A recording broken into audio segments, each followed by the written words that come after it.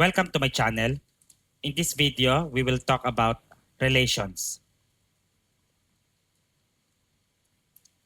Relation is defined as a set of ordered pairs. And pwede siyang ma-represent by ordered pairs, tables, graph, or mapping. Mas madali itong i-explain kung meron tayong sample problem. So let's jump right into our problem.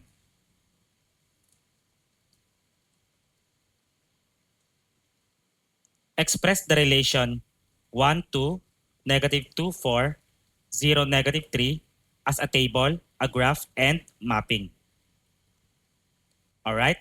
So meron tayong relation dito kasi meron tayong set of ordered pairs or collection of ordered pairs. Points 1, 2, negative 2, 4, tapos 0, negative 3. Tapos i-represent daw natin sila first using a table. Gawin natin yan. So this is our table. Meron tayong 2 columns for x and y values.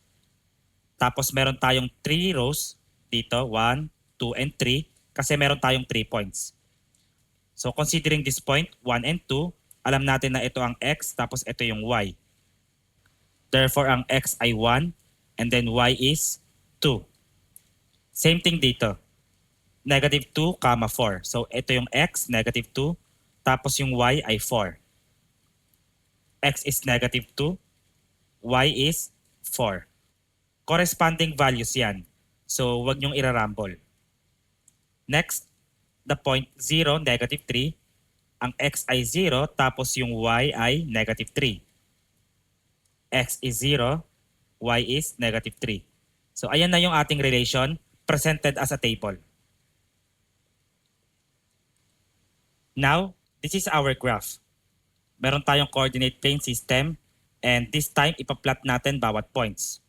Starting with this point, 1, 2. So it means when x is 1, y is 2.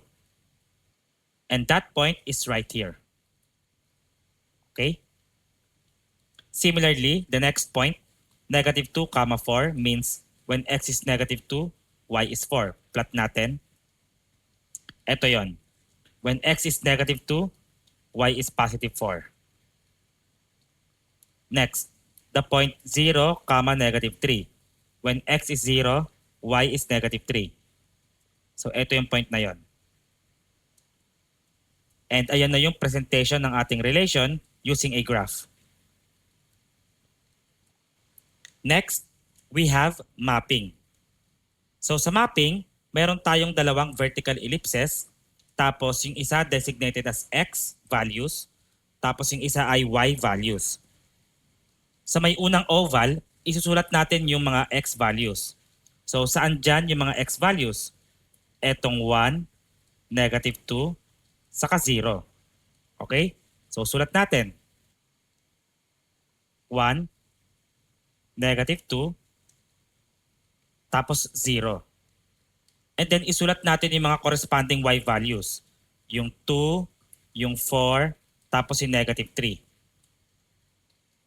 2, 4, negative 3. Tapos magdodraw tayo ng arrows corresponding to ordered pairs. So yung 1, ang partner niyan ay si 2. 1, 2. Ito yan. Tapos ganun din, 2 kay 4. Tapos 0 kay negative 3.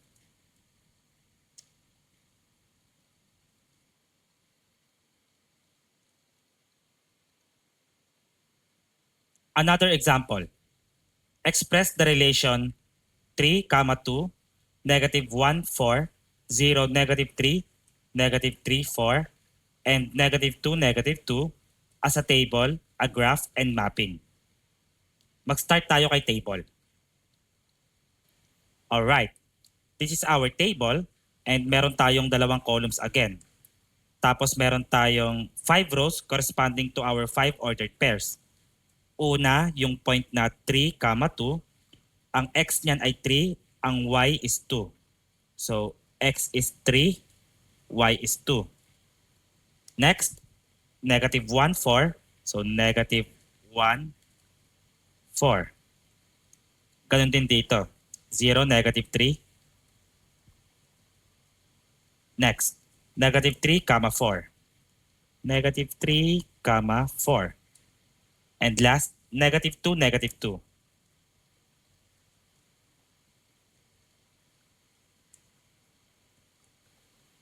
Next, i-graph naman natin yan mga points na yan.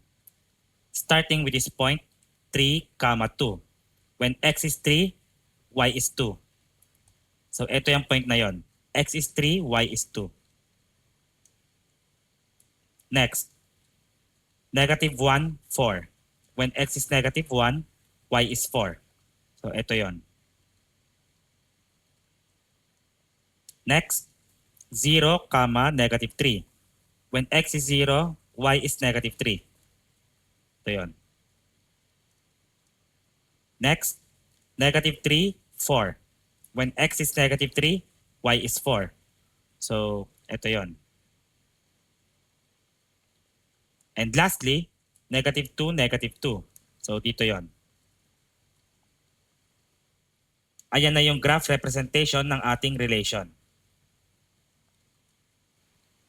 Next, mapping naman tayo. So sa mapping, again, meron tayong dalawang vertical ellipses. Yung sa kaliwa, x, yung sa kanan, y.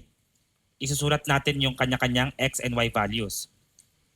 Ang mga x values natin ay 3, negative 1, 0, negative 3, saka negative 2. Isulat natin.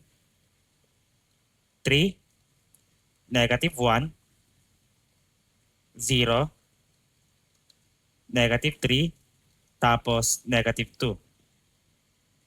Yung y values naman, 2, 4, negative 3, 4, and 2. So 2, 4, negative 3, and then 4. Kaya lang hindi na pwedeng ulitin yung 4, okay? Kasi nasulat na natin. O, naulit yung 4 dito. Tapos negative 2. And then i-connect natin according sa mga pairs. Halimbawa, itong point na to, it means x is 3 when y is 2. So, ito yan. Tapos ito rin, negative 1, 4. Next, 0, negative 3. Ito yan. Tapos negative 3, 4. Ito naman yan. And then negative 2, negative 2.